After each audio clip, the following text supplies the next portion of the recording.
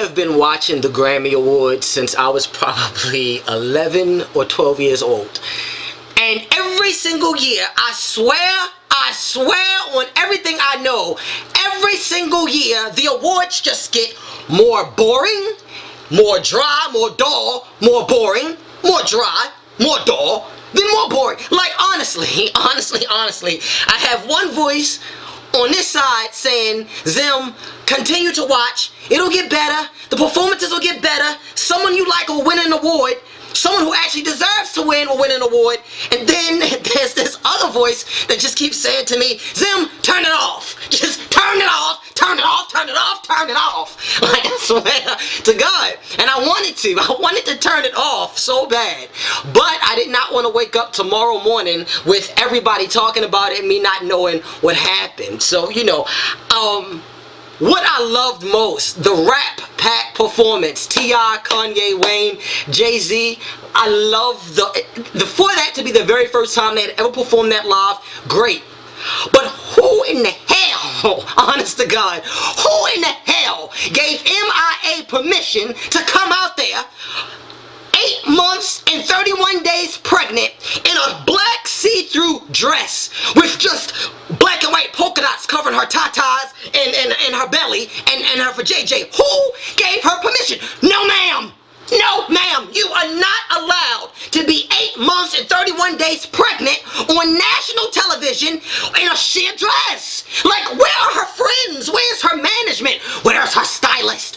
Who grants artists permission to do the crap that they do? Like, I just don't get it. I just don't get it. And who is this Alison Krauss individual? Alison Krauss and how did they win? Honestly, how did they win Record of the Year over Adele? Coldplay? Like, are you serious? Like, I can understand them getting, okay, fine. If you want to give them Best Pop Vocal Collabo, okay. I can excuse the fact that that category had Alicia Keys and John Mayer, Justin Timberlake and Madonna, Chris Brown and Jordan Sparks, like, and Rihanna and Maroon 5, but you want to give it to them? Okay. I can live with that.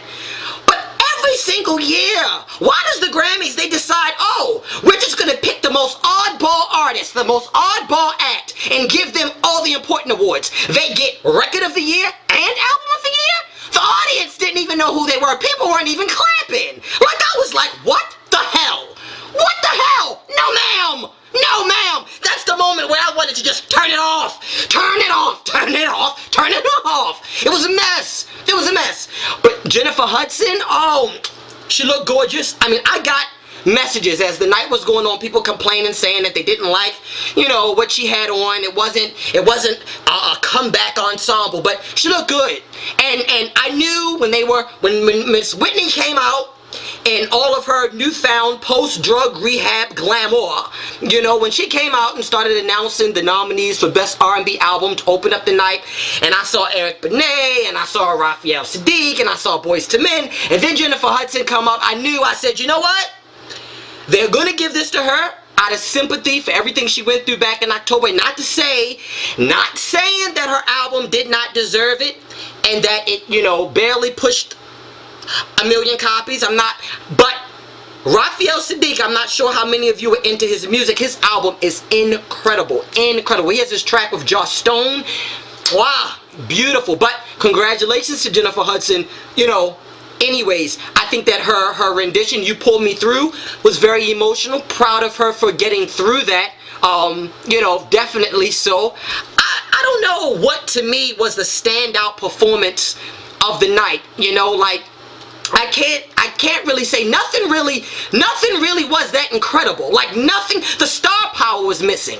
And I don't know if that was because, you know, Rihanna and Chris Brown were both scheduled to perform and did not, because if you guys did not hear, on the red carpet, the news broke that Chris Brown is under FBI investigation for allegedly last night leaving Clive Davis's pre-Grammy party and getting into a physical altercation with a young woman in a limo, where she filed battery charges against him. Apparently the young woman had, you know, bruises and scratches on her, and And all the photos I see of last night, of Saturday night, are of Chris Brown sitting beside Rihanna. So who else would he have left with in the limo aside from her? And then for her to call in and her people to say she's not going to be on the red carpet and not performing either. I'm like, God damn.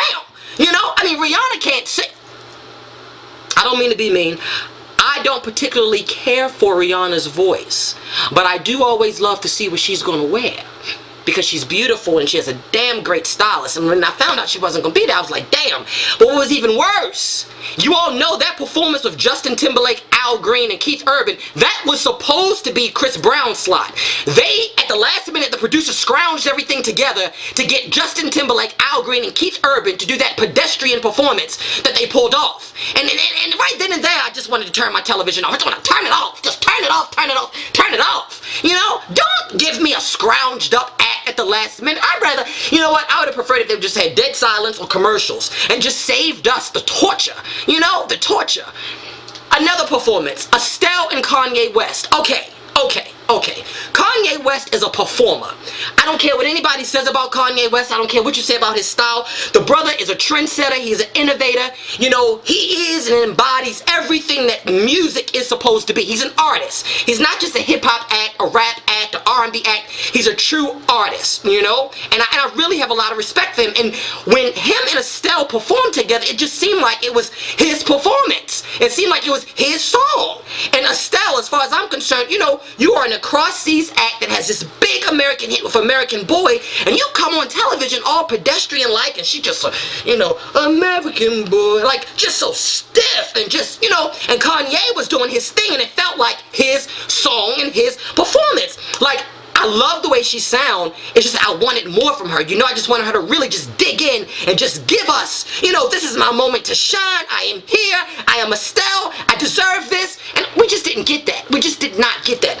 I am so happy Adele won for Best New Artist. Oh my God, I love her song Chasing Pavements. Like, amazing. I would have loved to have seen Mary J. Blige win for her Best Contemporary R&B Album. That was a pre-show. I would have loved to see Alicia Keys and Neo won for Best R&B vocal performances for Superwoman and Closer, I believe it was.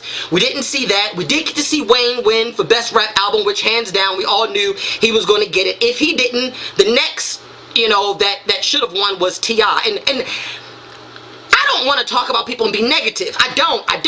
But if you saw Tiny beside him on the red carpet, like, sweetheart, just because you're the baby mother does not mean you gotta look like the baby mother.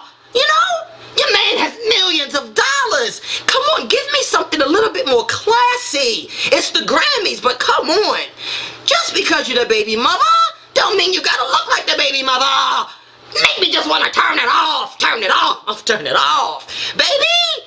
Oh, but Keisha Cole. I don't know if y'all saw the quick glimpse of Keisha Cole. When they were announcing for Record of the Year, they flashed to Leona Lewis. Keisha Cole was sitting right beside her, and she looked so beautiful. Hair was pulled back in like a bun.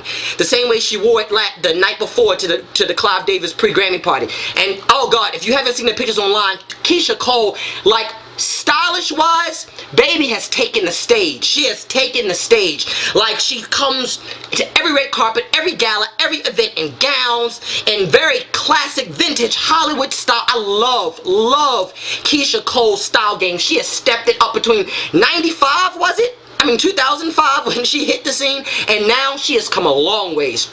Oh gosh, long ways. Other standout performances. Wait, I got a cheat sheet here. I got a cheat sheet because I knew I was gonna forget somebody. Because it just wasn't that much. T.I. and Justin Timberlake. Now that performance was definitely strong. I love the way the Grammys always sort of pairs artists together. Even though T.I. and Justin have their song together, the one thing about the Grammys that I do love is that they always pair acts of different genres. Now, should Stevie Wonder been paired with the Jonas Brothers? Hell no. Hell no, it shouldn't have been.